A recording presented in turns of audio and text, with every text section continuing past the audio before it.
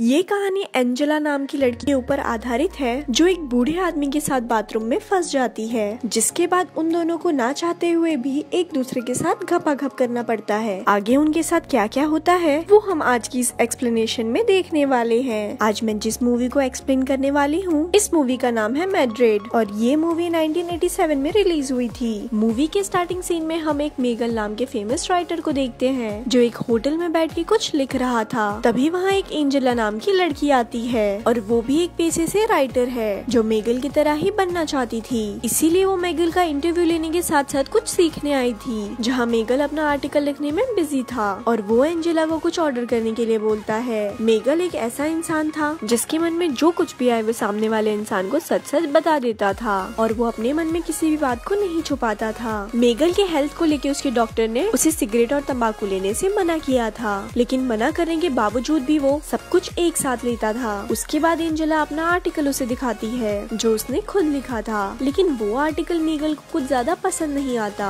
और वो बोलता है कि राइटर बनना बच्चों का खेल नहीं और ये इतना आसान भी नहीं है। ये एक ऐसा टैलेंट है जो खुद के अंदर होना चाहिए, जिसे अपने मन से कोई नहीं सिखा सकता। उसके बाद मेगल एंजेला को अपने पास बुलाता है, जिससे एंजेला को लगता है कि कहीं ये बुढ़ा ठरकी तो नहीं। उसके बाद वो एंजेला को अपने कोट में से चाबी निकालने को बोलता है जो उसके फ्रेंड की घर की थी और वो 2 दिन के लिए किसी काम से बाहर गया हुआ था और मेगल एंजेला को वहाँ जाके इंटरव्यू लेने के लिए बोलता है, क्योंकि उस समय मेगल को कोई भी शोर और डिस्टर्बेंस नहीं चाहिए था। उसके बाद एंजेला भी उसके साथ वहाँ चली जाती है। वहाँ बहुत सारे पेंटिंग पड़े हुए थे क्योंकि मेगल का दोस्त एक पेंटर था। जब एंजेला वहाँ पेंटिंग देख रही थी तो मेगल उसके लिए ड्राइंग लेके आता है और बातों ही बातों में उसके ग्लासेस निकाल के उसे टच करने लगता है। एंजेला थोड़ी नर्वस थी, फिर मेगल उसे किस करने लगता है, लेकिन थोड़ी ही देर में मेगल साइड हो जाता है और बोलता है किस करने में अब वो मजा नहीं है। मेगल एक ऐसा इंसान था जिसके मन में कुछ भी आए वो सामने वाले को साफ साफ बोल देता था। मेगल और एंजेला के बीच में एज का बहुत बड़ा डिफरेंस था, इसीलिए एंजेला काफी घबरा रही थी। उसके बाद मेगल एंजेला को सब कुछ उतार देने को बोलता है, जिसे सुन के एंजेला गुस्सा होके वहाँ से जाने लगती है। तब मेगल काफी ज्यादा सैड हो जाता है, लेकिन थोड़ी देर में ही एंजेला सब कुछ उतार के वहाँ एक शर्ट पहन के आ जाती है, जिसे देखकर मेगल काफी खुश होता है और वो एंजेला की बॉडी पे कलर से पेंट करने लगता है। जिसके बाद एंजेला बाथरूम में नहाने के लिए जाती है और वहाँ मेगल भी पहुँच जाता है और वो भी उसके साथ शुरू हो जाता है, जिसे देख के एंजेला समझ जाती है कि मेगल उसे बिना तेल के पेल देगा।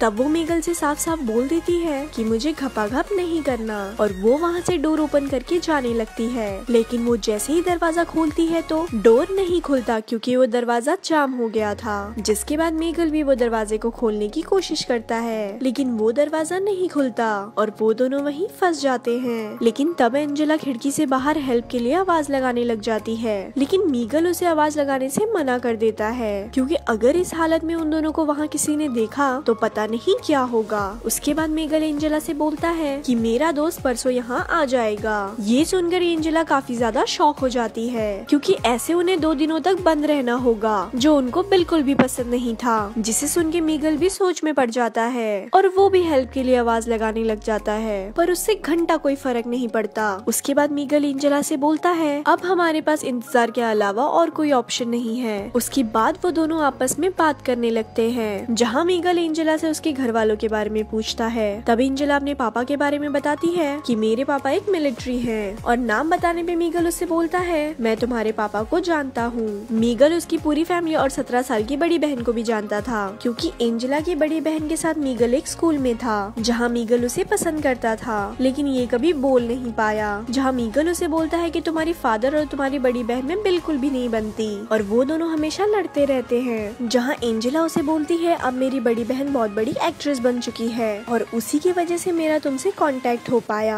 जिसपे मेगल उसे पूछता है कि क्या तुम्हारी सिस्टर मुझे याद करती है, जिसपे एंजेला बोलती है कि कुछ खास नहीं, क्योंकि उसका मानना था कि तुम एक इगोइस्टिक राइटर हो जो हर वक्त अपने घमंड में रहता है। ये सुनकर मेगल को मिर्ची लग जाती है और वो गुस्से में बोलता है कि इगोइस्टिक राइटर ही सक्सेसफुल राइटर होते हैं। जहाँ एंजेला उसे अपने इंटरव्यू के सवाल पूछने लगती है और वो उसका जवाब देने लगता है। उसके बाद एंजेला फिर से बाहर हेल्प के लिए आवाज देने लगती है, लेकिन एंजेला को ऊपर से नीचे तक देख के मेगल अपने आप पे कंट्रोल नहीं कर पाता और उस बुढ़ापे में भी उसका स्पाइडरमैन खड़ा हो जाता है। जिसके बाद वो एंजेला को छूने लगता है, लेकिन एंजेला वहाँ से साइड में जाकर खड़ी हो जाती है और बोलती है कि मुझे बस यहाँ यहाँ से निकलना है, जिससे मीगल का दिल टूट जाता है क्योंकि वो भले ही बचपन का था लेकिन उसका दिल अभी भी बचपन का था। पर गुस्से में मीगल भी वहाँ से निकलना चाहता था। उसके बाद एंजेला मीगल से आराम से बात करती है और उसके पास जाती है, जिसके बाद मीगल उसे बोलता है कि हम दोनों यहाँ अकेले हैं और अगर हमने यहाँ कुछ नहीं भी किया फिर भी लोग हमें गलत समझेंगे और इससे अच्छा कुछ करना बेहतर होगा ताकि हमारी टेंशन भी कम हो सके। जिसके बाद एंजेला भी उसकी बात मान जाती है और वो दोनों मिलके बाथरूम में ही घपाघप करते हैं। घपाघप करने के बाद एंजेला को बहुत तेज भूख लगती है क्योंकि उसने इतनी मेहनत का जो काम किया था, जिसपे मीगल उसे बोलता है कि मुझे लोगों को खाते हुए देखना बहुत अच्छा लगता है, घोचू साला। तब वो बोलता है कि स्टोरी ऐसे लिखो